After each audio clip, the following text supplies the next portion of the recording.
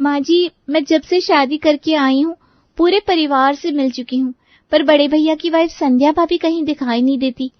और तो और वो मेरी शादी के किसी भी फंक्शन में दिखाई नहीं दी। बहू, मुझे पता था तो ये जरूर पूछेगी। जमाना पूछता है भाई, और सभी मुझ पर ही दोष मरते हैं। अरे माँ जी, पहेलियाँ क्यों बुझा रही हैं? साफ साफ बताइए ना, क्या बात है? मुझे आपकी कोई भी बात समझ में नहीं आ रही। आएगी भी नहीं बहू, सच किसी को समझ में नहीं आता। अरे माँ, भाभी क्या हुआ? क्या बात चल रही है?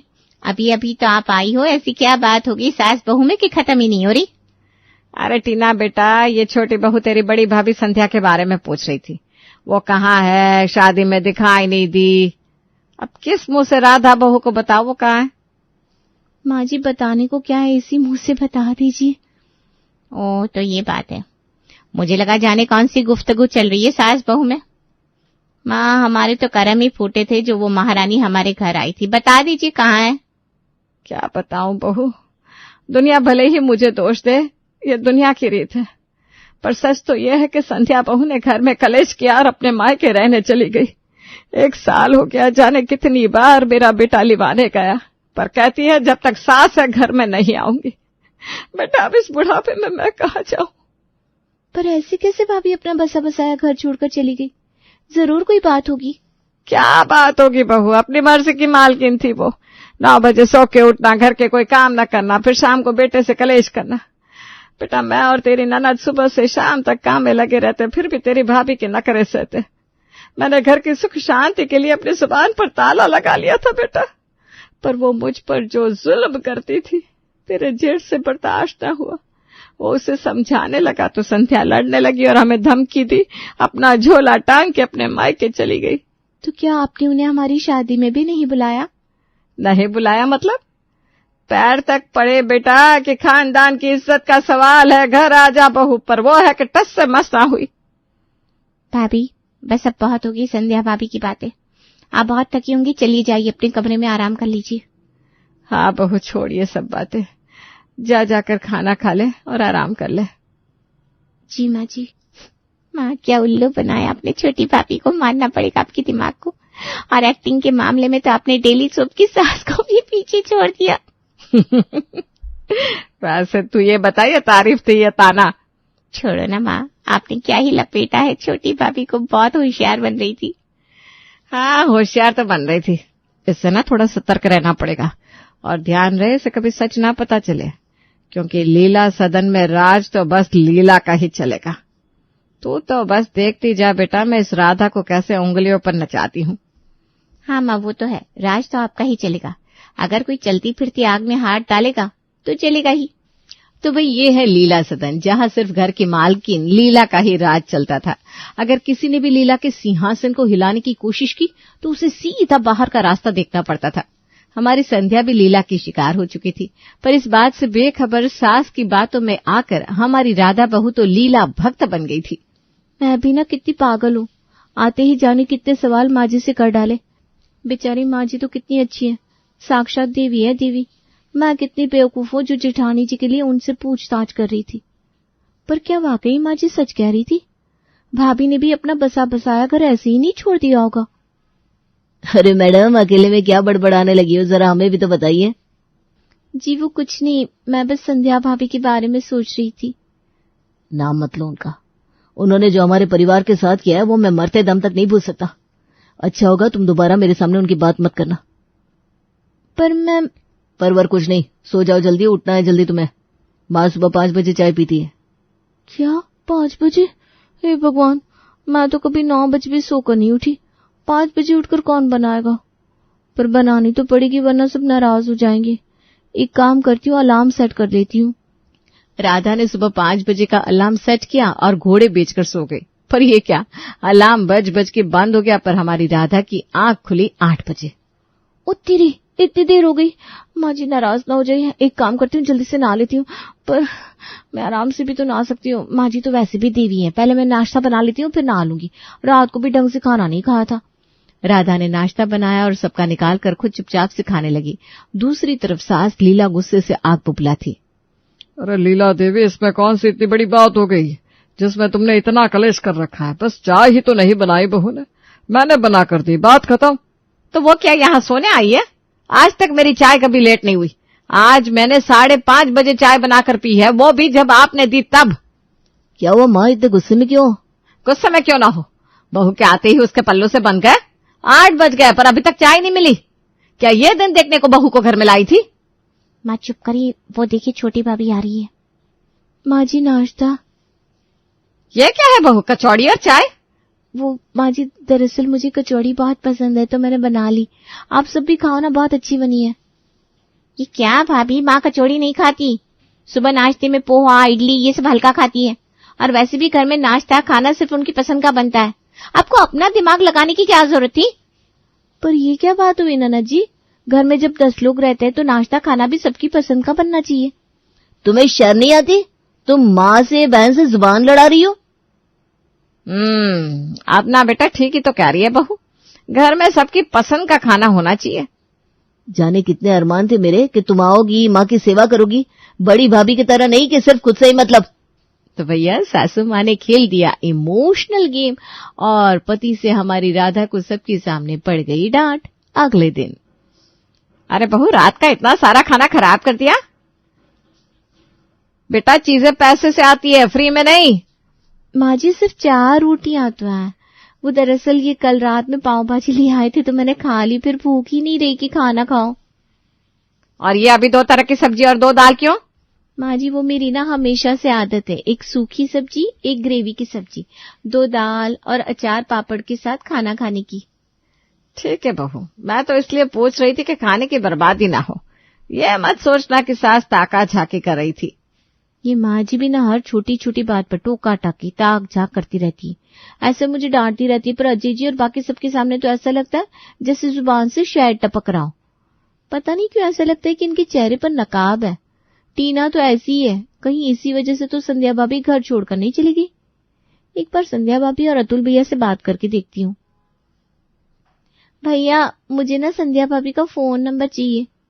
क्यों राधा, तुम्हें उससे क्या काम? और वैसे भी हमारे घर में उससे कोई बात नहीं करता। उसने जो हम लोगों के साथ किया है वो हम कभी भूल नहीं सकते। भैया ये तो मुझे नहीं पता आपके बीच नाराजगी की क्या वजह है, पर मुझे ऐसा लगता है कि वो आपकी लाइफ पार्टनर है। समस्या से रिश्ते को खत्म करना ठीक नहीं है, बल्कि समस्या का समाधान जरूरी है। मुझे उससे कोई बात नहीं करनी, पर ये लो उसका नंबर, तुम्हारा मन है तो बात कर लो। जी भैया।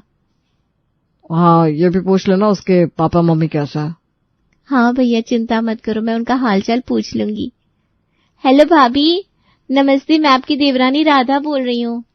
खुश रहो राधा, तुम्हारी शादी का पता चला, आने का बहुत मन था पर क्या भाभी? मेरा आना शायद माँ जी को अच्छा ना लगता, और फिर मेरी वजह से उनको इतनी समस्या है तो आकर उनकी समस्या क्यों बढ़ानी। पर भाभी यहाँ भैया भी तो है जो शायद हर रोज आपका इंतजार करते हैं। अगर वो वाकई मेरा इंतजार करते तो आज 1 साल हो गया। कभी तो लेने आते, कभी तो कोई मिलने आता, कोई एक फोन करता। अब बिना बुलाए मैं कैसे आऊं? कोई नहीं, इनको एक बार ही से लेने तो आना चाहिए था। मतलब माँ जी झूठ बोल रही थी। यहां से सब उन्हें लेने गए और वो नहीं आई। अब चाहे जो हो जेठानी जी, आपको तो हम घर वापस लेकर आएंगे। पर भाभी ऐसी क्या बात है जिससे आप अपने मायके में रह रही हो, यहाँ नहीं आ रही हो? ऐसा क्या हुआ था? हर बात पर सब बस मेरी गलती बता देते थे, और एक बार तो हाथ हो गई चोरी। भाभी, ओ भाभी। हाँ ननद जी अभी आई। आप बुला रही थी ननद जी? हाँ बुला रही थी, ऐसे तो कान बजे नहीं होंगे आपकी भाभी। जाइए कॉफी बनाकर लाइए मेरे और मम्मी के लिए। जी ननद जी, कुछ देर बाद। देख रही हो माँ कैसे भाभी हर काम में अपनी चलाती है। उठती अपने मन से दोपहर में है, खाना अपने मन का बनाती है, और तो और अब तो अजय भैया भी उनके आगे पीछे घूमते रहते हैं। आज तो उन्होंने अतुल भैया से संध्या भाभी का नंबर भी लिया और उनसे छिप छिप कर शायद बात कर रही थी। देख रही हूँ बेटा, सब देख रही हूँ। हाँ माँ, अब तो देखती रह जाओगी, कहीं ऐसा ना हो कि ये घर लीला सदन से राधा सदन हो जाए। वो देखो महारानी बन के आ रही है। बहू कहाँ जा रही हो? वो माँ जी दरअसल आज उनके साथ शाम की कॉफी के लिए जा रही हूँ। ये सही है भाभी, आपकी तो यहाँ आकर मौज होगी। अपने घर पर तो कभी कॉफी देखी भी नहीं होगी, यहाँ आकर कैफे में पीने जा रही हो। सही कहा, नहीं देखी, इसलिए तो जा रही हूँ। आप तो अपने मायके में पी रही हो, शादी के बाद बाहर मत जाना कॉफी पीने। पर विजय कहाँ है? वो तो दिखाई नहीं पड़ रहा। वो माँ जी, इन्होंने कहा था कि वो मुझे बाजार में ऑफिस के बाद मिल जाएंगे। अच्छा अच्छा, जाओ। जी माँ जी। देखा माँ कैसे मटकते हुए जा रही है। और भैया को देखो, जब से ये आई है कितना बदल गया है। मैडम को कॉफी पर बुला रहे हैं और हम यहाँ खुद बनाकर पिए, पूरे जोरों के गुलाम बन चुके हैं। और दोपहर के खाने का समय याद है कैसे बड़े भैया और सब इसके खाने की तारीफ कर रहे थे? सब याद है, कुछ नहीं भूली हूँ। तो चिंता न कर, इसकी अकल मैं ठिकाने लगाऊंगी। और इसमें ज्यादा फड़फड़ाने की कोशिश की ना तो इसे भी संध्या की तरह मायके का रास्ता दिखा दूंगी। और भैया? जब संध्या का सामान पैक हुआ था तो अतुल कुछ बोल पाया था? उल्टा उसने ही संध्या का सामान कमरे से बाहर फेंका था। तू तो बस देखती जा अपनी माँ का कमाल। कथनी करने में फर्क होता है माँ, पर चलो आप कह रही हो तो देख लूंगी। इस तरह मनमोजी राधा सारे काम अपनी मर्जी से करने लगी। घर पर भी काफी खुलकर रहती, घूमती फिरती। ये बात ननद टीना और सास को नागफनी के कांटे की तरह चुभती। एक दिन लीला की सबसे खास सहेली मिसेस पारिख मिलने आई। ये दोनों एक ही थाली की चट्टी बट्टी थी। बड़ी बहू को तो जैसे तैसे घर से बाहर किया, अब इस छोटी को भी निकालना होगा, नहीं तो ये तो मेरी गर्दन पर सवार हो जाएगी। मुझे ऐसा खेल खेलना होगा कि खुद ब खुद ये घर छोड़कर चली जाए। अरे लीला, क्या बात है, आजकल काम करती ज्यादा दिख रही हो। लगता है छोटी बहू ने लीला सिंहासन हिला दिया है। उसके आगे तुम्हारी एक नहीं चलती। मैं तो कहती हूँ काशी निकल जाओ और भगवान का नाम लेते ही नरक निकल जाना। तो कुछ ज्यादा नहीं बोल रही है या फिर तू मुझे जानती नहीं है? अरे रे रे, तू बुरा मान गई। मैं तो इसलिए कह रही थी कि छत से देखती रहती हूँ छोटी बहू कैसे बन ठन के रहती है, आए दिन विजय के साथ घूमना फिरना, और तू घर का काम करती रहती है। ये सब देखकर मुझसे रहा नहीं गया तो सोचा तूने बड़ी बहू को तो निकाल दिया, अब छोटी को कब निकाल रही है? सुनना है आजकल लीला सदन में राधा बहू की बहुत चलने लगी है। खूब समझ रही हूँ तेरी बातों को, पर तू बस अब देखना, इसे भी ऐसे फंसाऊंगी कि ये खुद रोती हुई घर से भाग जाएगी। गुस्से की आग में जल रही लीला अगले दिन राधा के बनाई पनीर की सब्जी में ढेर सारी मिर्ची मिला देती है। अब देखना खाने पर सबके सामने कैसे इसकी बेइज्जती करती हूँ। हाँ माँ, रोनी से शक्ल हो जाएगी, बहुत नेता बनती फिरती है ना आजकल। ओहो माँ जी, तो ये सब चल रहा है। हाँ, आप तो एकता कपूर की डेली सोप की सास से भी 1000 कदम आगे निकली। पर मैं बेचारी सीधी सादी संध्या भाभी नहीं हूँ। आपकी हर चाल का जवाब है मेरे पास। फिर क्या भाई, राधा ने लिया 1 कटोरी दही और पनीर की सब्जी में मिला दिया, जिससे मिर्च का तीखापन दूर हो गया। पनीर की सब्जी तो और ज्यादा स्वादिष्ट हो गई। अरे वाह, आज तो राधा तुमने बहुत ही स्वादिष्ट पनीर की सब्जी बनाई है। ऐसी सब्जी तो पहली बार खा रहा हूँ। हाँ बहू, वाकई तुम्हारे हाथों में तो जादू है भाई। राधा की तारीफ सुनकर सास ननद जल भूनकर राख हो गई। अगले दिन छोटी बहू राधा सास के कमरे के पास से गुजर रही थी तब तो तय रहा, हम छोटी बहू पर चोरी का इल्जाम लगाएंगे और उसे बदनाम कर देंगे, फिर बेचारे घर वाले खुद ही उसे निकाल देंगे। ये सुनकर छोटी बहू चौंक जाती है। उसकी आंखों में आंसू आ जाते हैं, लेकिन तुरंत ही वो खुद को संभालती है। अब समझ में आया, बड़ी भाभी के साथ भी यही किया था, मगर इस बार मैं ऐसा खेल खेलूंगी कि सासू माँ की सारी साजिशें नाकाम हो जाएंगी। राधा चुपचाप अपने कमरे में जाती है और अपनी जेठानी से फोन पर बात करती है। भाभी, आप जहां भी है वापस घर आ जाइए। मैंने सासू माँ की पूरी प्लानिंग समझ ली है, अब उन्हें उनकी चाल का जवाब देने का समय आ गया है। पर ये सब तुम क्या कह रही हो, मुझे कुछ समझ में नहीं आ रहा। आप कल सुबह 11 बजे तक आ जाना, सब समझ में आ जाएगा। राधा जेठानी संध्या को सारी बातें समझाती है और उसे घर आने के लिए मना लेती है। संध्या भी कुछ सोचकर राधा की बात मान जाती है। भाई माने भी क्यों ना, बात चाहे कोई भी हो, वो संध्या अपने पति परमेश्वर अतुल को अक्सर बहुत याद करती थी। सुबह के समय अपने प्लान के अनुसार सास चोरी का इल्जाम लगाने के लिए सभी घर वालों को इकट्ठा करती है। छोटी बहू ने अलमारी से पैसे चुराए हैं, अब ऐसी बहू को हम घर में नहीं रख सकते। अपना झोला उठाओ और अभी के अभी निकलो मेरे घर से। मेरे इस घर में चोरों के लिए कोई जगह नहीं है। माँ जी, ये आप कैसे कह सकती हैं? मैं तो ऐसा कुछ सोच भी नहीं सकती। अच्छा, 900 चूहे खाकर बिल्ली चली हज को। टीना, कल शाम जब मैं पूजा करने गई थी तब तुमने कमरे से चोरी छुपे निकलते इसे देखा था ना? माँ, सिर्फ निकलते नहीं बल्कि हाथों में रुपये लिए भी देखा था। माँ जी, ऐसे झूठे इल्जाम मुझ पर मत लगाइए, मैं संध्या भाभी नहीं हूँ। आपकी हर चाल का जवाब है मेरे पास। राधा मुस्कुराती है और बड़ी बहू को देखकर इशारा करती है। सासू माँ, आपने पहले भी मुझ पर झूठा इल्जाम लगाया था, अब छोटी बहू के साथ भी वही कर रही हैं, लेकिन इस बार आपके पास कोई सबूत नहीं होगा। छोटी बहू अलमारी की एक चाबी सास के पल्लू से निकालकर सबके सामने रख देती है। सासू माँ, जब अलमारी की चाबी आपके पास थी तो मैं चोरी कैसे कर सकती हूँ? असल में साजिश कोई और कर रहा था, उसने ही ऐसे झूठे इल्जाम लगाकर जिठानी जी को घर से बाहर निकाला, और ये सब करने वाला और कोई नहीं, सासू माँ ही है। ये क्या कह रही हो राधा? तुम्हें पता भी है तुम क्या कह रही हो? क्या सबूत है तुम्हारे पास तुम्हारी बात का? और संध्या, तुम हमारे घर से हमारी माँ के 2000 रुपए चुराए थे, अब दोबारा किस मुंह से वापस आई हो? निकल जाओ यहाँ से। भैया, भाभी तो कहीं नहीं जाएगी, और आपको सबूत देखना है ना, ये देखिए, ये वीडियो ये माँ जी और ननद जी का है, जिसमें मुझ पर चोरी का झूठा इल्जाम लगाकर घर से निकालने की साजिश की जा रही है। वीडियो देखकर घर के सभी लोग चौंक जाते हैं। सास ननद का तो चेहरा ही उतर जाता है। अब समझ में आया कि पहले बड़ी बहू को क्यों निकाला गया। लीला, ये सब तुम्हारी चाल थी। घर के नियम सबके लिए एक है, अपना थैला अपने मायके के लिए बांध लो। और टीना, तू जल्द से जल्द तेरे हाथ पीले करता हूं ताकि तुझे भी ये सब समझ में आए कि तूने अपनी भाभियों को कितनी तकलीफ दी। अतुल, आज से ही लड़का ढूंढना शुरू कर दे। घर के सभी लोग सास को घूरने लगते हैं और अतुल संध्या से माफी मांग लेता है। वहीं सास को अपनी गलती का एहसास होता है और वो शर्मिंदा होकर सिर झुका लेती है। मुझे माफ कर दो, मैंने गलती की। हम आपको माफ कर देंगे, लेकिन अब हमें घर से निकालने की बात मत सोचना। हम इस घर की बहुएं हैं और यहीं रहेंगी। और हाँ, अब घर में कोई भी साजिश नहीं चलेगी। हे भगवान, इस राधा की बच्ची ने तो मेरे कान काट लिए। मैं इसे सीधी सादी समझती थी, पर ये तो मुझसे भी ज्यादा सवा शेर निकली।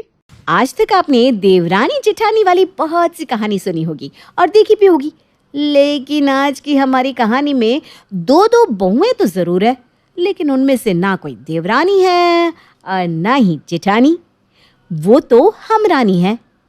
क्या हुआ, नहीं समझे? चलिए हम समझा देते हैं।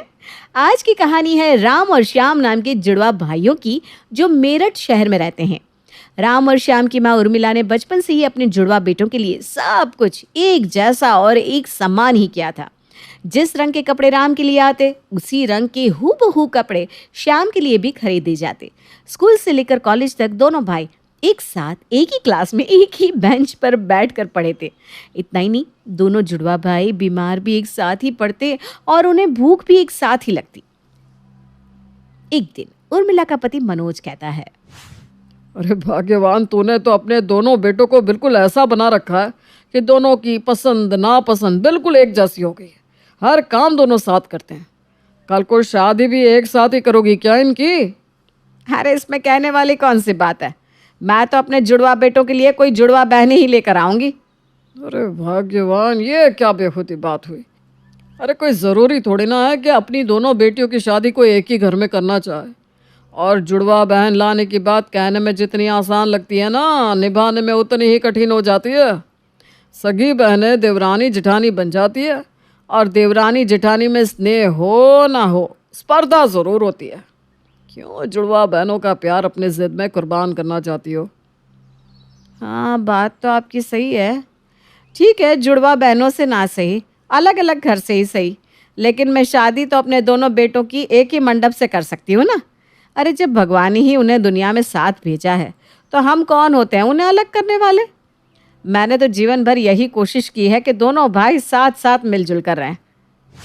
अपने बेटों की शादी एक साथ करने की इच्छा को पूरी करने के लिए उर्मिला अपने दोनों बेटों के लिए लड़कियां देखना शुरू कर देती है।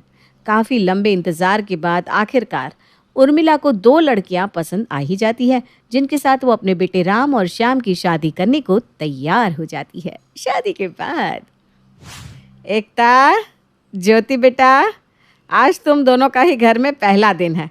अब तुम दोनों में देवरानी जेठानी जैसा छोटे और बड़े वाला रिश्ता तो है नहीं, इसलिए मैं तो यही कहूँगी कि तुम्हारा रिश्ता सबसे अलग और ख़ास है। चूँकि मेरे दोनों बेटे हम उम्र है, तो तुम दोनों भी आज से हमरानी हो गई। अच्छा, वैसे तो आज तुम दोनों की ही पहली रसोई है, लेकिन दोनों साथ साथ बनाओगी तो पता कैसे लगेगा कि मेरी किस बहू के हाथ में अन्नपूर्णा का वास है। तो फिर भाभी क्या सोचा है आपने? दोनों से बारी बारी से खाना बनवाए क्या? हाँ दीदी, एकता सुबह का खाना बना देगी और ज्योति शाम का। क्यों बहू, ठीक है ना? ठीक है माँ जी, मुझे खाना बनाने के लिए थोड़ा सामान चाहिए होगा। बेटा सारी सब्जियां फ्रिज में है और मसाले रसोई में, फिर भी कुछ पूछना हो तो बता देना। एकता मनोमन सोचती है। ऐसा करती हूँ, स्पेशल मटर पनीर बना देती हूँ, उसके साथ स्पेशल स्टफ्ड टमाटर भी बना दूंगी। सबके सब उंगलियां चाटते रह जाएंगे। सबसे पहले मटर पनीर के लिए टमाटर उबालने को रख देती हूँ। ये सोचकर एकता फ्रिज में टमाटर ढूंढने लगती है। ये क्या, फ्रिज में तो एक भी टमाटर नहीं है। लेकिन माँ जी ने तो कहा था कि फ्रिज में सारी सब्जियां रखी हैं। क्या करूँ, जाकर पूछ लूँ क्या? ससुराल में पहला दिन था, इसलिए थोड़ा हिचकिचाते हुए एकता अपनी सास के पास जाती है। माँ जी, मुझे टमाटर ढूंढने से भी नहीं मिल रहा है, आप ढूंढ कर दे देंगी क्या? अरे बहू, टमाटर होंगे तब मिलेंगे ना, घर में कोई टमाटर नहीं है। हैं? तो बिना टमाटर की तो सब्जी में ना रंग आएगा ना स्वाद, आप मंगवा दीजिए ना। देख बेटा, तेरे ससुर और मुझे पथरी की समस्या है, इसलिए मैंने घर में टमाटर लाना ही बंद कर दिया है। अरे ऐसे स्वाद का क्या फ़ायदा कि सेहत ही बिगड़ जाए। पहले मैं टमाटर ला कर रखती थी, सोचती थी हमारे अलावा बाकी लोग तो खा ही सकते हैं, लेकिन फिर ना टमाटर देखकर मन में लालच पैदा हो जाता, इसलिए अब तो ना टमाटर आएगा ना उसे कोई खाएगा। अरे ये क्या बात हुई? अब अगर टमाटर ही नहीं है तो फिर मैं खाना कैसे बनाऊंगी? अरे बहू, तू तो ऐसे कह रही है जैसे टमाटर के बिना सब्जी बन ही नहीं सकती। तेरी जानकारी के लिए बता दूं, मैं सालों से बिना टमाटर डाले ही सबके लिए मैं खाना बना रही हूँ। हमारे खाने में तो ऐसी कोई समस्या नहीं आई। अरे कोई फर्क नहीं पड़ता, सब ना मन के सोचने की बात है बस। घर में अदरक, लहसुन, प्याज, मसाले, बाकी सब कुछ तो है। क्या, प्याज लहसुन? मेरी मम्मी तो हमेशा बिना लहसुन प्याज का ही खाना बनाती थी। ना तो मैंने आज तक प्याज वाला खाना बनाया है और ना ही खाया है। मैंने तो आज तक प्याज लहसुन को हाथ तक नहीं लगाया। सिर्फ मैं ही नहीं, मेरे परिवार में कोई भी लहसुन प्याज को छूता भी नहीं। बेटा फिर तो तेरा भगवान ही भला करे। अब इसमें मैं तो कुछ नहीं कर सकती, लेकिन हाँ, टमाटर मैं नहीं मंगवा सकती। तुझे खाना तो बिना टमाटर के ही बनाना होगा। सास की बात सुनकर बहू एकता बुझे मन से रसोई में जाती है और बिना लहसुन, प्याज और टमाटर वाला खाना बनाने लगती है। एकता अपनी तरफ से कोशिश तो बहुत करती है कि खाना स्वादिष्ट बन पाए, लेकिन उसकी लाख कोशिशों के बाद भी खाने से स्वाद नदारत ही रहता है। डाइनिंग टेबल पर बुरा मत मानना एकता, लेकिन इससे ज़्यादा बदस्वाद खाना मैंने आज तक नहीं खाया। अरे तुम्हारी मम्मी तो कह रही थी कि तुम इतना स्वादिष्ट खाना बनाती हो कि सब उंगलियां चाटते रह जाते हैं, लेकिन यहाँ तो तुमने एक भी चीज़ खाने लायक नहीं बनाई। आपके यहाँ बिना टमाटर का खाना बनता है ये मुझे पता ही नहीं था। मुझे तो टमाटर की ग्रेवी बनाकर सब्जी बनाने की आदत है। आप चिंता मत करिए, मैं धीरे धीरे बिन टमाटर का खाना बनाना भी सीख जाऊंगी। सीख जाओ तो ही अच्छा है, नहीं तो मेहरबानी करके तुम खाना मत बनाना। पहली रसोई में ही पति के मुंह से अपने खाने के बारे में ऐसा सुनकर एकता को बहुत बुरा लग रहा था। बेटा ऐसा नहीं बोलते, अभी अभी वो नए घर में आई है, धीरे धीरे मैं सब सिखा दूंगी। अगर तू ऐसे बोलेगा तो उसका सारा कॉन्फिडेंस ही खत्म हो जाएगा। मम्मी आपको पता है ना, मैं फूडी हूँ, और फूडी बंदे को ऐसा बेस्वाद पानी जैसा खाना खिलाओगे तो वो तारीफ तो करेगा ही नहीं। मेरी तो पहली रसोई का सत्यानाश हो गया। अब देखती हूँ ये ज्योति कैसे खाना बनाएगी, और बनाएगी भी तो क्या बनाएगी, मेरी तरह ब्लंडर ही करेगी और फिर बातें सुनेगी। खैर मुझे क्या, जैसे मुझे ताने सुनने को मिले हैं, अगर ज्योति को भी मिले तब मेरे दिल को सुकून आएगा। शाम के समय ज्योति रसोई में जाती है और सबके लिए खाना पकाने लगती है। कुछ देर में ज्योति खाना बनाकर टेबल पर लगा देती है। जैसे ही शाम पहला टुकड़ा मुंह में रखता है, उसके चेहरे की रंगत बदलने लगती है। अरे वाह, मजा ही आ गया, ये हुई ना बात। श्याम की बात सुनकर एक एक करके सभी लोग खाना टेस्ट करते हैं और ज्योति की तारीफ करने लगते हैं। ऐसा कैसे हो सकता है? बिना टमाटर डाले इसने अच्छा खाना बनाया तो बनाया कैसे? अब तो ये सबकी नज़र में ऊपर चढ़ जाएगी। देखो ज्योति भाभी ने कितना स्वादिष्ट खाना बनाया है, तुम भी भाभी के साथ रहकर थोड़ा कुकिंग सीख लो, कम से कम हम लोग टॉर्चर होने से तो बच जाएंगे। खाने में तो पता नहीं चल रहा कि इसमें टमाटर नहीं है। रंग, रूप और स्वाद सब एकदम परफेक्ट है। पता लगाना ही पड़ेगा कि आखिर इसका राज क्या है। कहीं ऐसा तो नहीं कि सबकी नज़र में अच्छी बनने के लिए इसने टमाटर डालकर सब्जी बनाई हो और अब भोलेपन का नाटक कर रही हो। अगले कुछ दिनों में यही सिलसिला लगातार दोहराया जाता रहता है। एकता लाख कोशिश करके भी खाने लायक भोजन पका नहीं पा रही थी और ज्योति हर रोज लाजवाब खाना बना रही थी। अब चाहे जो हो जाए, आज मैं ज्योति के खाने का राज जानकर ही रहूंगी। अगले दिन जब ज्योति खाना बनाने के लिए रसोई में जाती है तो एकता छिपकर उसे देखने लगती है। जैसे ही ये सब्जी में डालने के लिए टमाटर निकालेगी, मैं तुरंत इसकी पोल खोल दूंगी। आखिर घर में भी तो सबको पता चले ना कि उनकी लाडली बहू मना करने के बाद भी रोज सब्जी में टमाटर डाल के बना रही है। एकता बहुत देर तक रसोई में छिपकर ज्योति को देखती रहती है, लेकिन ज्योति सचमुच में कोई टमाटर सब्जी में डालती ही नहीं। अरे दिवा, इसने तो वाकई सब्जी में कोई टमाटर नहीं डाला, फिर इसकी सब्जी इतनी स्वादिष्ट कैसे बन जाती है? आज मैं सामने से इसी से पूछ लेती हूँ, तभी ये राज खुलेगा। ज्योति, हम दोनों ने एक साथ इस घर में कदम रखा है, लेकिन फिर भी सब तुम्हारे हाथ के खाने के मुरीद हो गया है। क्या तुम मुझे भी अपने खाने का सीक्रेट बता सकती हो? क्या सीक्रेट? अरे ऐसा कोई सीक्रेट है ही नहीं, मैं तो बस नॉर्मल तरीके से खाना बनाती हूँ। अच्छा, मैं बिन टमाटर का खाना बनाती हूँ ना, तो सब्जी में ना तो रंग आता है ना ही स्वाद, पर जब तुम बनाती हो तो कोई बता ही नहीं सकता कि तुम्हारी सब्जी में कोई चीज़ की कमी है। देखो, सबसे पहली बात तो यह है कि तुम सब्ज़ी में प्याज लहसुन नहीं डालती हो, और जब टमाटर भी नहीं डलेगा तो फिर सब्ज़ी में बचेगा ही क्या। इसीलिए तुम्हारी सब्ज़ी में रंग रूप नहीं होता।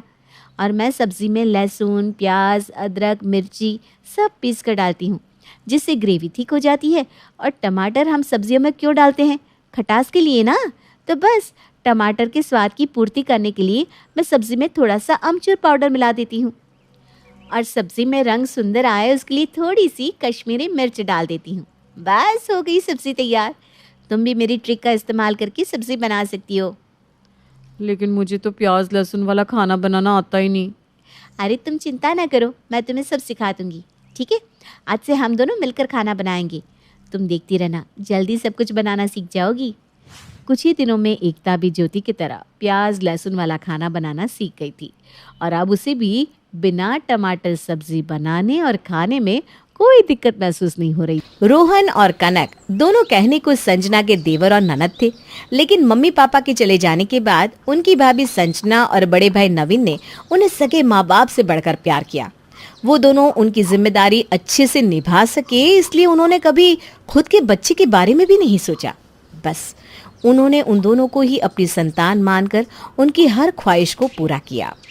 क्या बात है, बड़ी देर से देख रही हूँ, इस तरह गुमसुम क्यों बैठी है? मन में कोई बात है तो मुझे बता। वो भाभी, कॉलेज की पढ़ाई ना बहुत मुश्किल हो गई है। मैं सोच रही थी कि कोचिंग में एडमिशन ले लूँ। अरे तो ले लेना, इसमें इतना क्या सोच रही है? भाभी, कोचिंग की फ़ीस ना बहुत ज़्यादा है, पर मंथ 5,000, इसलिए सोच रही हूँ कि रहने दूँ। अरे तुझे किसने बोला पैसों के बारे में सोचने को? हाँ, तेरे भैया भाभी है ना अभी सब संभालने के लिए। मैं तुझे फीस दे दूंगी, तू कोचिंग में एडमिशन ले ले। थैंक यू सो मच भाभी। पता है, आपके और भैया की वजह से मुझे और रोहन को कभी मम्मी पापा की कमी महसूस नहीं होती। आप दोनों हमें बिल्कुल उनकी तरह ही प्यार करते हो। हाँ तो क्यों नहीं करेंगे, तुम दोनों हमारे लिए हमारे बच्चों जैसे ही तो हो। कनक कॉलेज चली जाती है और रात को खाने की टेबल पर। क्या बात है भाई रोहन, तुझे आधे घंटे से देख रहा हूँ, कभी इधर से उधर जा रहा है, फिर उधर से इधर आ रहा है। क्या चल रहा है तेरे दिमाग में? पक्का इसे कुछ चाहिए, लेकिन बोल नहीं रहा है। अरे बता दे अपने भैया को जो भी चाहिए, इतना परेशान होने की जरूरत नहीं है। भाभी, अब बिना बोले सब कुछ कैसे समझ जाती हो? इतने से थे जब इस घर में मैं आई थी। तुम दोनों की हर छोटी छोटी हरकत का पता है मुझे। जब गुस्से में होता है तो कैसे तेरे गाल लाल हो जाते हैं, और जब कुछ चाहिए होता है तो कैसे पूरे घर में चक्कर काटने लगता है। भाभी, चल अब बता क्या चाहिए। भैया, वो मेरी जो पुरानी बाइक है ना, बिल्कुल ख़राब हो गई है। थोड़ी दूर चलाता हूँ फिर अपने आप बंद हो जाती है। कितनी बार तो कॉलेज से धक्का मार कर घर तक लाना पड़ता है मुझे। मैं कह रहा था आप मुझे कोई सेकेंड हैंड ही बाइक दिला दो तो। अरे तो इस बात को कहने के लिए तू इतना हिचक क्यों रहा है? मेरे छोटे को बाइक चाहिए तो दिला देंगे, कौन सी बड़ी बात है। और सेकंड हैंड क्यों भाई, नहीं दिलाएंगे। थैंक यू भैया।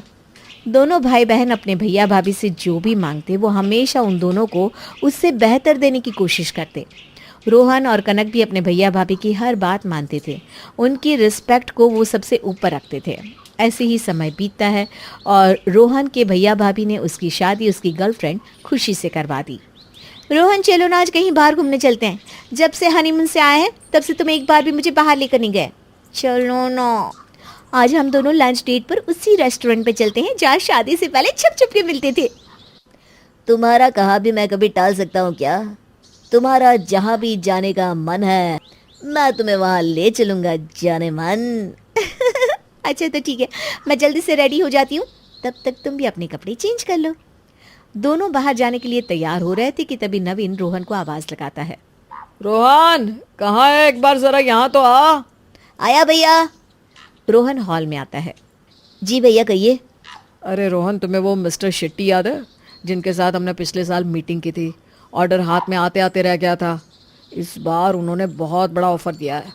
मुझे अभी मिस्टर ओबेरॉय के साथ एक इम्पॉर्टेंट मीटिंग में जाना है, वरना मैं ये सब कुछ हैंडल कर लेता। अगर तुम फ्री हो तो तुम मीटिंग के लिए चले जाओ। हाँ भैया मैं तो फ्री ही हूँ, अब चिंता मत कीजिए, मिस्टर शेट्टी के साथ मैं मीटिंग कर लूँगा। चलो ठीक है, फिर मैं चलता हूँ। नवीन के जाने के बाद रोहन वापस अपने कमरे में आता है तो खुशी उसके सामने गुब्बारे जैसा मुंह फुलाकर खड़ी थी। अरे क्या हो गया तुम्हें, यूँ इस तरह गुब्बारे जैसा मुंह फुलाकर क्यों खड़ी हो? अब ये भी मैं तुम्हें बताऊं, क्या जरूरत थी मीटिंग के लिए हाँ बोलने की? भैया को बोल सकते थे ना कि मैं अभी खुशी के साथ लंच डेट पर जा रहा हूँ, मीटिंग पोस्टपोन भी तो हो सकती थी। अरे खुशी ये कैसी बात कर रही हो तुम, क्लाइंट के साथ ऐसा नहीं कर सकते। वैसे भी भैया पिछले साल से उस क्लाइंट के लिए बहुत मेहनत कर रहे हैं, फाइनली उनके साथ मीटिंग करने का मौका मिल रहा है तो ऐसा तो नहीं कर सकते। सारा का सारा मूड खराब कर दिया। काम तुम्हारे भैया का और मीटिंग में जाओ तुम। वो क्लाइंट इतना ही इंपॉर्टेंट है उनके लिए तो खुद क्यों नहीं चले गए वो मीटिंग में? खुशी ये तुम भैया के बारे में किस तरह से बात कर रही हो? वो मेरे लिए मेरे भैया नहीं बल्कि मेरे पिता समान है। बचपन से उन्होंने मुझे अपने बच्चे की तरह पाला है, तो क्या मैं उनके लिए उनका ये छोटा सा काम भी नहीं कर सकता? ठीक है तो करो फिर। खुशी जरा यहाँ आना, तो खाना बनाने में मेरी मदद कर दो। आ रही हूँ दीदी। कहाँ बाहर जाकर मजे से लंच करने वाली थी और अब घर में रुककर इनके साथ खाना बनवाओ। खुशी मुंह बनाकर किचन में चली जाती है। बोलिए दीदी। सुनो खुशी, परसों नहाते हुए ना मेरे कान में ज़रा पानी चला गया था, तब से कान बहुत दर्द कर रहा है। तुम सबके लिए खाना बना लो ना। ये दोनों भाई जब भी किसी मीटिंग में जाते हैं तो बाहर ज़्यादा कुछ खाते पीते नहीं हैं, मीटिंग से आते ही खाना मांगेंगे। तो तुम मटर पनीर की सब्जी बना लेना, और सुनो ये दूध रखा है ना, इसको फाड़ कर इसका पनीर बना लेना। दोनों भाई बाहर का पनीर खाते ही नहीं है, पेट में दिक्कत हो जाती है ना। ठीक है दीदी। खुशी को समझाकर संजना डॉक्टर के पास चली जाती है। अलग ही ड्रामे इन सब के। अरे भाई पूरी दुनिया दुकान से पनीर ला कर ही खाती है, इन्हें घर में अलग तामझाम करने के अलग ही शौक लगे हुए हैं। मैं नहीं फाड़ने वाली इस दूध से कोई पनीर वनीर। जब दुकान पर इतनी आसानी से पनीर मिल जाता है तो खामखा मैं इतनी मेहनत क्यों करूं? खुशी दूध के पतीले को फ्रिज में रख देती है और सामने वाली दुकान से पनीर लाकर उसकी सब्जी बना देती है। शाम को सभी घर आते हैं। अरे भाभी जल्दी से खाना लगा दो, बहुत भूख लगी है। लगवा रही हूँ भाई, लगवा रही हूँ। वैसे भी आज सारा खाना तेरी खुशी ने बनाया है, तो आज तो खाने में तुझे अलग ही स्वाद आने वाला है। खुशी सबके लिए खाना सर्व करती है, लेकिन दोनों भाई जैसे ही खाना खाते हैं तो पनीर का टेस्ट कुछ अलग लगता है। आज पनीर का टेस्ट कुछ अलग लग रहा है, बड़ा ही हैवी हैवी सा लग रहा है इसे खाती। ये बाहर का पनीर तो नहीं है ना? अरे नहीं, मैं खुशी को बोल कर गई थी, उसने घर पर ही पनीर फाड़ा है। नहीं दीदी, वो मुझे ना पनीर फाड़ने के लिए नींबू मिले ही नहीं, तो मैंने दुकान से पनीर लाकर बना दिया। अरे यार नींबू नहीं मिल रहे थे तो भाभी से फ़ोन करके पूछ लेती। बाहर के पनीर से हम दोनों भाइयों का पेट खराब हो जाता है। आज तक जितनी बार भी हमने बाहर का पनीर खाया है मुझे तो हमेशा फूड पॉइजनिंग हो गई है, इसीलिए भाभी स्पेशली मेरे लिए घर पर ही पनीर बनाती है। तुम्हें सब पहले से पता है, फिर भी बिना सोचे समझे ऐसी सब्जी बना दी। हम दोनों तो ये सब्जी नहीं खा सकते। भाभी आप प्लीज़ हमारे लिए दोबारा सब्जी बना दो ना। ठीक है, मैं बना देती हूँ। संजना जल्दी जल्दी में सबके लिए दाल बना कर ले आती है और दोनों भाई बड़ी ही खुशी से उसे खा लेते हैं। पर यह देखकर खुशी बुरी तरह जल भून जाती है। मैंने इतनी अच्छी मटर पनीर की सब्जी बनाई, वो इन्हें अच्छी नहीं लगी, और दीदी की बनाई दाल दोनों भाई चुपचाप खा गए। अगले दिन, खुशी मैं सबके लिए नाश्ता बना लेती हूँ, तब तक तुम घर में झाड़ू लगा दो। क्या दीदी, हर रोज घर का काम कर करके मैं बहुत पक गई हूँ। घर में काम वाली रख लेते ना, मुझसे रोज रोज घर का काम नहीं होता। अरे खुशी, हम घर में 5 तो लोग हैं, जरा सा काम होता है। इतने से काम के लिए भी घर में क्या नौकरानी रखनी। हाँ भाभी, जब आप घर में नहीं आई थी तो कभी कभी मैं भाभी की मदद करवा देती थी, वरना भाभी तो अकेले ही घर का सारा काम संभाल लेती थी। आपको तो भाभी ज़्यादा काम करने भी नहीं देती। हाँ खुशी, घर का ज्यादातर काम तो भाभी ही कर लेती है। तुम भाभी का थोड़ा बहुत हाथ तो बटा ही सकती हो। इतने से काम के लिए भी घर में मेड रखने की जरूरत है क्या? अरे लेकिन वेकिन छोड़ो, मुझे ऑफिस के लिए देर हो रही है, मैं चलता हूँ, बाय। सब अपने अपने काम पर निकल जाते हैं। तभी खुशी अपने कमरे में गुस्से में अकेले बड़बड़ाना शुरू कर देती है। जब देखो तब भैया भाभी भैया भाभी भैया भाभी। इन दोनों बहन भाई के लिए उनकी बात ऐसे होती है जैसे पत्थर की लकीर। भाभी ने बोला घर में मेड नहीं आएगी तो दोनों बहन भाई उसकी साइड हो गए। मेरी तो कोई बात ही नहीं सुनता घर में। लेकिन बस अब और नहीं, अगर इस घर पर अपना राज चलाना है तो डिवाइड एंड रूल तो खेलना ही होगा। जब तक इन दोनों बहन भाई को भैया भाभी के खिलाफ नहीं करूंगी, तब तक ये दोनों उनको ही भगवान की तरह पूछते रहेंगे। चल खुशी, शुरू हो जा अब। कुछ दिन बाद, कनक, मैंने और तेरे भैया ने तेरे लिए एक लड़का पसंद किया है। अगर तू बोले तो उन्हें घर पर रिश्ते की बात करने के लिए बुला ले। जैसा आपको ठीक लगे भाभी, आप दोनों मेरे लिए जो भी सोचेंगे अच्छा ही सोचेंगे। तो ठीक है, फिर हम अगले हफ्ते उन्हें घर बुला लेते हैं। वाह खुशी बेटा, अच्छा मौका मिला है तुझे कनक को भैया भाभी के खिलाफ भड़काने का। खुशी छिप छिपा कर रिश्ते वाले की डिटेल्स निकालती है तो उसे पता चलता है कि वो लड़का नवीन का एक बिजनेस क्लाइंट है। अब वो इस बात का फायदा उठाकर कनक के सामने अपनी बनाई हुई कहानी पेश करती है। क्या बात है भाभी, आप इस तरह दबे पाँव मुझे अपने कमरे में क्यों लेकर आई? अरे बात ही कुछ ऐसी है कनक, समझ में नहीं आ रहा तुझे कैसे बताऊं। मुझे तो यकीन नहीं हो रहा कि भैया भाभी तुम्हारे साथ ऐसा कर सकते हैं। देखिए भाभी, प्लीज़ मुझे डराइए मत। क्या नहीं कर सकते भैया भाभी मेरे साथ? क्या हुआ है? अरे कनक, जो लड़का इस हफ्ते तुम्हें देखने आने वाला है ना, दरअसल वो नवीन भैया का बिजनेस क्लाइंट है। हाँ ये तो मुझे पता है भाभी, लेकिन इसमें इतना परेशान होने वाली क्या बात है? ओफो, तुम ना बहुत भोली हो कनक। एक्चुअली कल मैंने भैया भाभी को बात करते हुए सुन लिया था। वो दोनों तुम्हारी शादी इसलिए उससे करवाना चाहते हैं क्योंकि इसके बदले उन्हें एक बहुत बड़ी बिजनेस डील मिलेगी। वो लड़का बिल्कुल भी अच्छा नहीं है, लेकिन सिर्फ डील के लालच में वो तुम्हारी शादी उससे करवा रहे हैं। क्या? ये आप क्या कह रही हैं भाभी? भैया भाभी मेरे साथ ऐसा नहीं कर सकते। मुझे भी यही लगता था, लेकिन जब ये मैंने अपने कानों से सुना तो एक पल को तो मैं भी इस बात को हजम नहीं कर पाई। देखो खुशी, भले ही उन्होंने तुम्हें पाला पोसा है, लेकिन फिर भी वो तुम्हारे माता पिता तो नहीं है ना। तुम मुझे बिल्कुल अपनी छोटी बहन की तरह प्यारी हो, इसलिए मैं तुम्हें समझा रही हूँ। कभी कभी ना जो इंसान हमें सामने से अच्छा लगता है वो वैसा होता नहीं, और सच तो कभी कभी बहुत कड़वा होता है। मैं नहीं चाहती कि तुम मुझसे शादी करके अपनी ज़िंदगी ख़राब करो, बाकी फैसला तुम्हारे हाथ में है। अच्छा किया भाभी जो आपने सब कुछ मुझे बता दिया। आज के बाद मैं फिर कभी भैया भाभी पर भरोसा नहीं करूँगी और ना ही उनकी पसंद से शादी करूँगी। कनक गुस्से में वहाँ से चली जाती है। चलो, एक तो कब्जे में आ गई, अब दूसरे की बारी। शाम को जैसे ही खुशी को रोहन की बाइक की आवाज़ सुनाई देती है तो वो कमरे में परेशान होकर बैठ जाती है। अरे खुशी, क्या हुआ तुम्हें? तुम्हारी तबीयत ठीक नहीं है क्या? इतने परेशान क्यों हो? नहीं रोहन, कुछ नहीं हुआ। कुछ बात तो ज़रूर है, बताओ मुझे क्या हुआ। बता भी दूंगी तो कौन सा आप मुझ पर यकीन कर लेंगे। अरे ऐसा क्यों बोल रही हो खुशी, बताओ मुझे क्या बात है। आज मैं ना जब घर की सफाई कर रही थी तो मैंने भैया भाभी को कहते सुना कि कनक की शादी में रोहन से आधे पैसे ले लेंगे, और एक बार कनक की शादी हो जाए उसके बाद इन दोनों को घर से निकाल देंगे। क्या? भैया भाभी ऐसा बोलना तो दूर, ऐसा सोच भी नहीं सकते। मैं जानती थी आप मेरी बात पर यकीन नहीं करोगे, इसीलिए आपको बताने से मैं कतरा रही थी। आप खुद सोचिए ना, अब तो आपकी शादी हो गई, लेकिन फिर भी घर के पेपर्स में भैया भाभी ने आपको आपका हिस्सा दिया नहीं ना। ये पूरा घर अभी भी भैया के नाम पर है। भैया भाभी के प्यार में इतने भी अंधे मत बनो कि आपको उनकी सच्चाई ही दिखाई ना दे। अभी भी वक्त है, भैया से कहकर अपना हिस्सा मांग लीजिए और इस घर का बंटवारा करवा लीजिए, वरना कल को हम दोनों के पास पछतावा करने के अलावा और कुछ नहीं रह जाएगा। कनक बड़ी ही चालाकी से रोहन को अपनी बातों में फंसा लेती है। तभी रात के समय कनक, मैंने तुम्हारे लिए साड़ी निकाल दी है। जब रिश्ते वाले आएंगे ना तो तुम वही साड़ी पहन लेना। मैं आपको बताना भूल गई भाभी, लेकिन मुझे वहाँ शादी नहीं करनी। आप उन्हें आने के लिए मना कर देना। अरे पहले तो तूने हाँ बोला था, अब अचानक तुझे क्या हो गया? विद्युत बहुत अच्छा लड़का है। नहीं भैया, मैं अच्छी तरह जानती हूँ वो कितना अच्छा लड़का है, और आप क्यों मेरी शादी उससे करवाना चाहते हैं। मुझे उस लड़के से शादी नहीं करनी, और प्लीज़ मैं इस बारे में और कोई बात नहीं करना चाहती। मैं अपने कमरे में जा रही हूँ। अरे इससे अचानक क्या हो गया? आज से पहले तो इसने कभी हमसे इस तरह की बात नहीं की। बात तो मुझे भी आपसे कुछ करनी है भैया। हाँ बोल, क्या बात है? देखिए भैया, मैं बात को ज़्यादा घुमाऊंगा फिराऊंगा नहीं। हम दोनों चाहते हैं कि आप हमें इस घर में से हमारा हिस्सा दे दें। हम दोनों अपना सेपरेट घर बनाकर रहना चाहते हैं। आसान शब्दों में आप घर का बंटवारा कर दीजिए। अरे ये तुम कैसी बात कर रहे हो रोहन? हम सब एक साथ इतने अच्छे से रहते हैं, फिर भला घर का बंटवारा करने की क्या ज़रूरत है?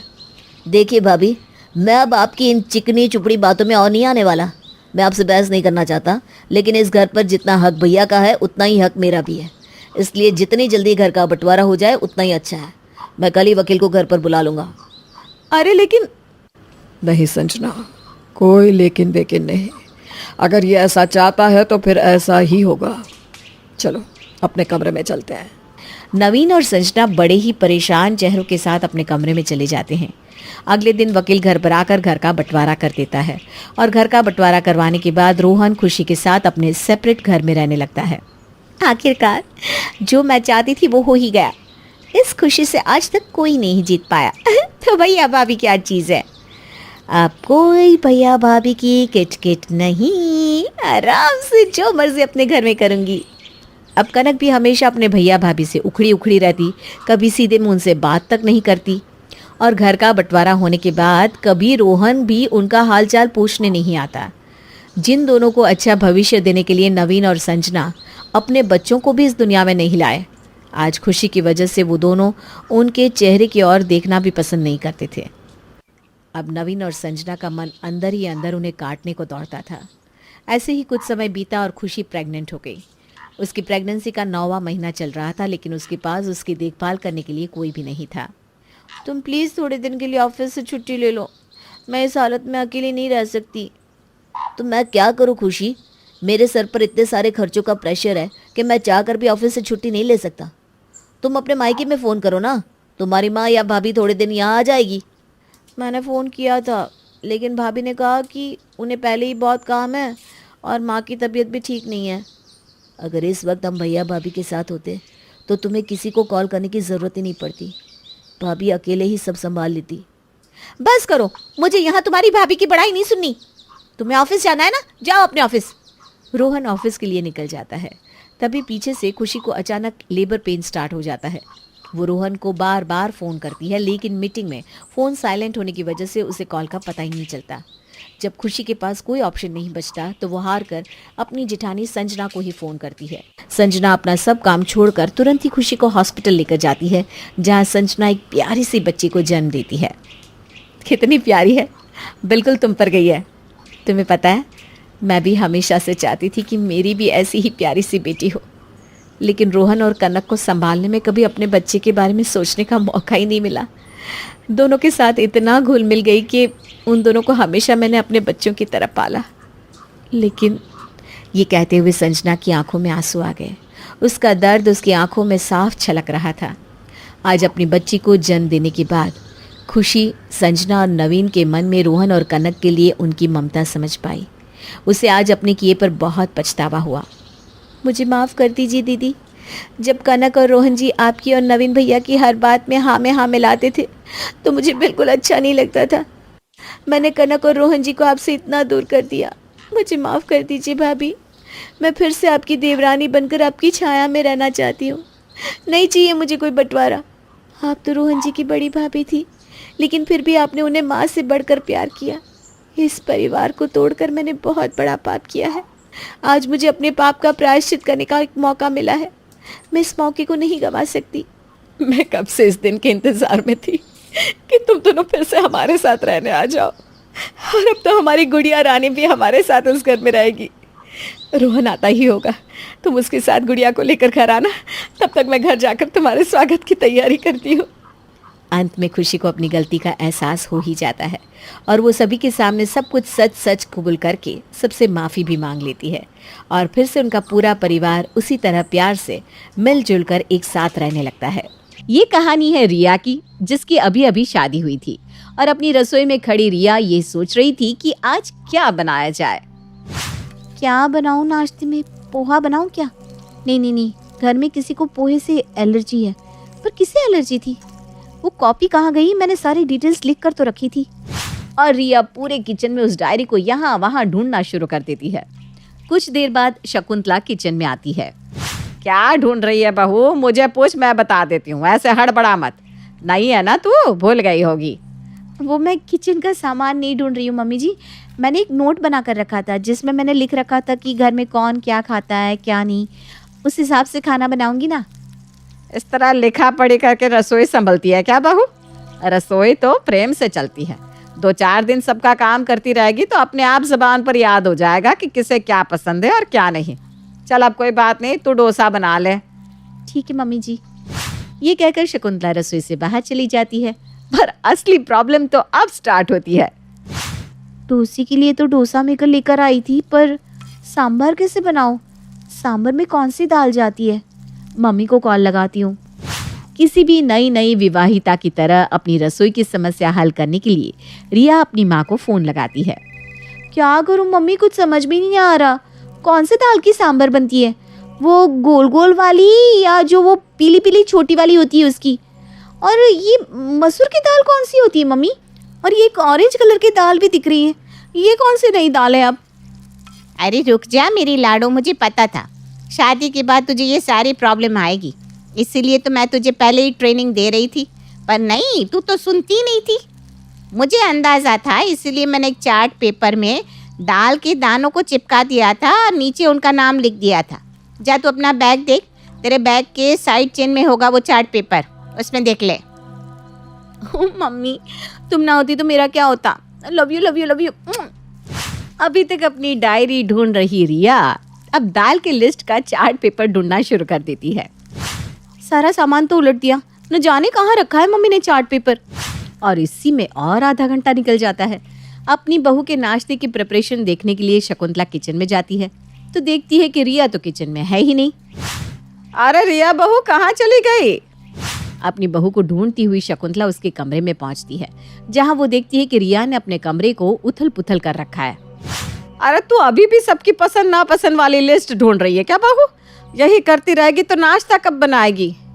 मम्मी जी मुझे ना कुछ समझ में नहीं आ रहा था कि सांभर किस दाल से बनती है, तो मैं ना वही दाल की लिस्ट ढूंढ रही हूँ। बस अभी मिल ही जाएगा। सवेरे सवेरे रसोई छोड़कर अगर बहू कमरे में चीज़ें ढूंढती रहेगी ना तो बन गया नाश्ता और संभल गई रसोई। ऐसे रसोई नहीं संभली जाती बहू।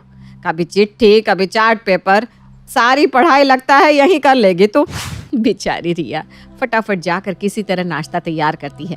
और ये तो एक ही इंसिडेंट था, रसोई के काम में तो कितनी सारी प्रॉब्लम्स आती है, ये तो हर गृहिणी जानती ही होगी। एक रोज रिया किचन में काम कर रही थी कि पीछे से प्रेम आता है। ऑफिस नहीं गए तुम?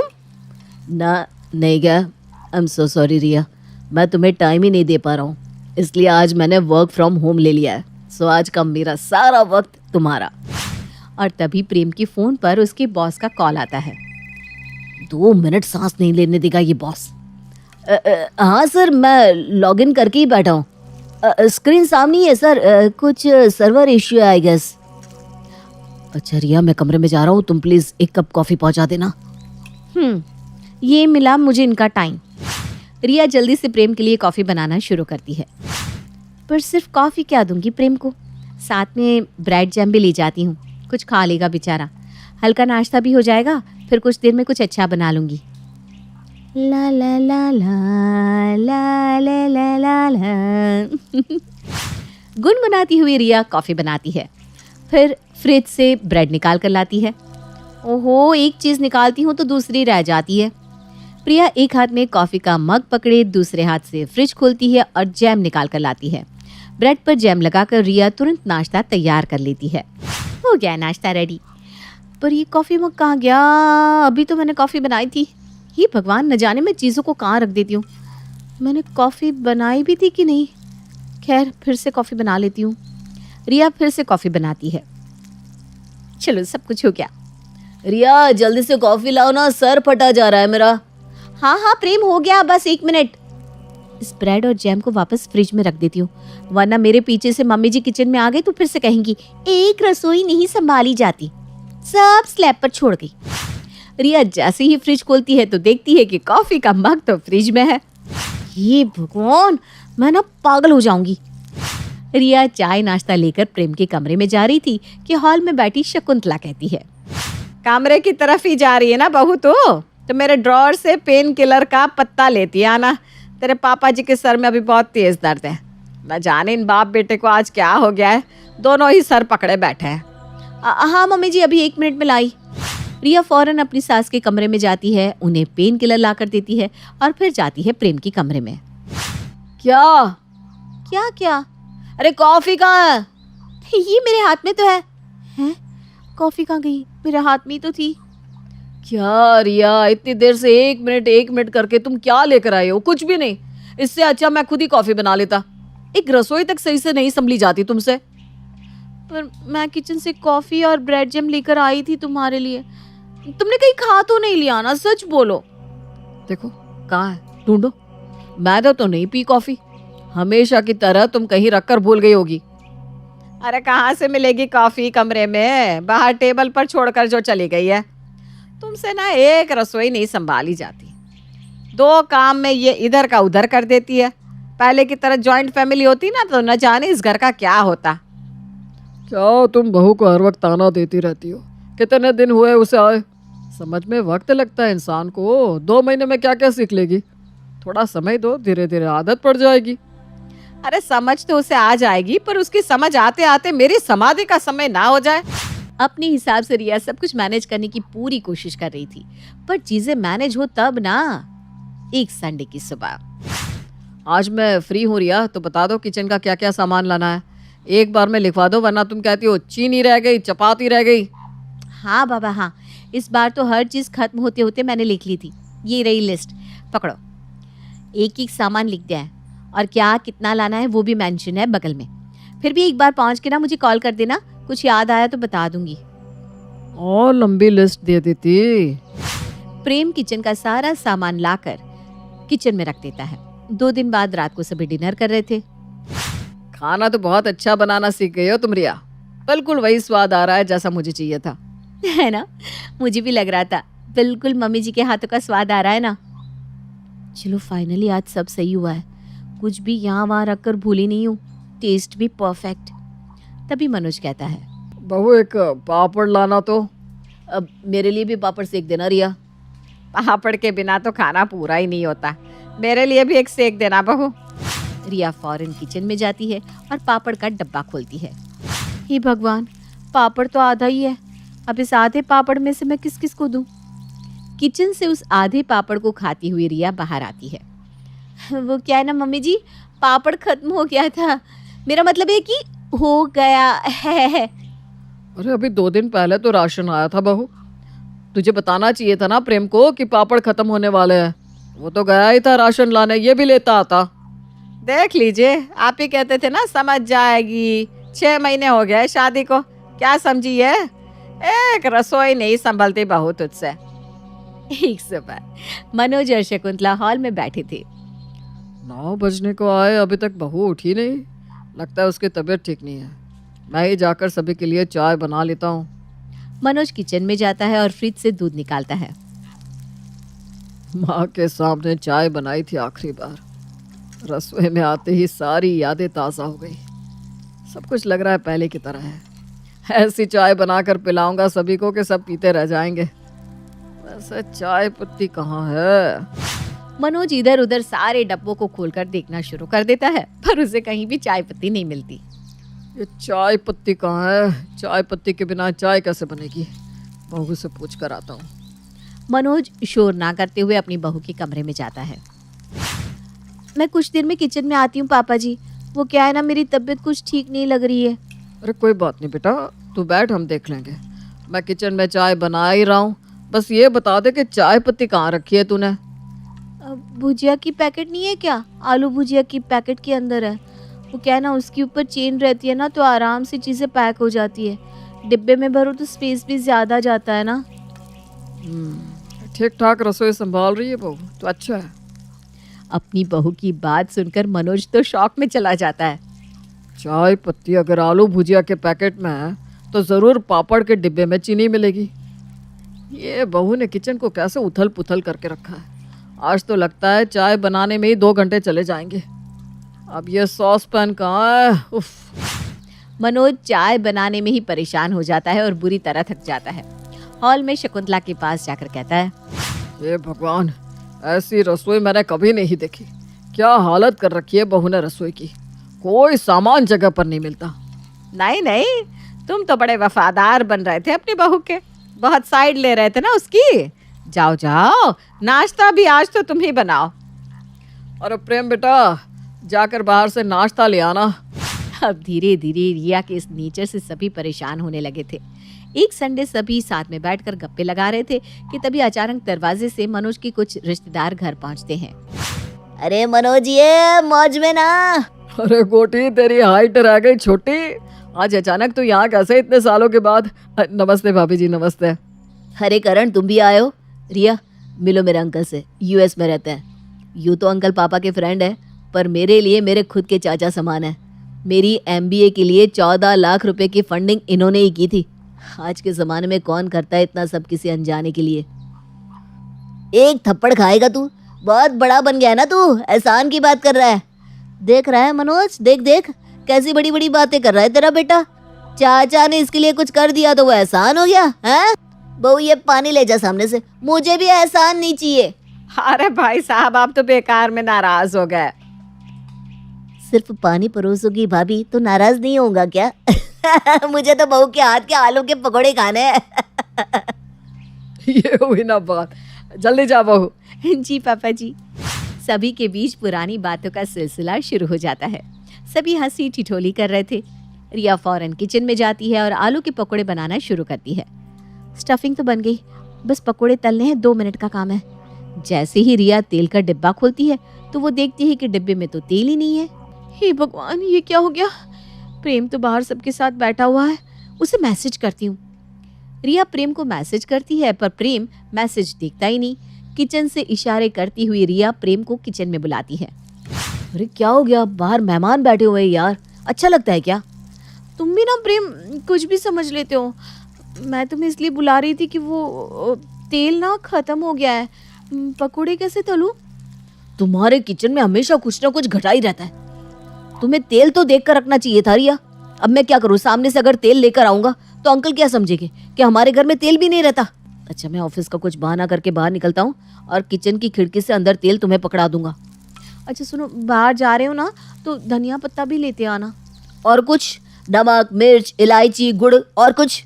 नहीं, सब है। ठंडा भी लेते आना, क्या पता मांग ले। ऑफिस का बहाना करके प्रेम घर से बाहर जाता है और सामान लाकर रिया को खिड़की से पकड़ाते हुए कहता है, अब हमारी इज्जत बनाए रखना रिया, सभी के सामने। जल्दी से पकोड़े बनाकर ले आओ।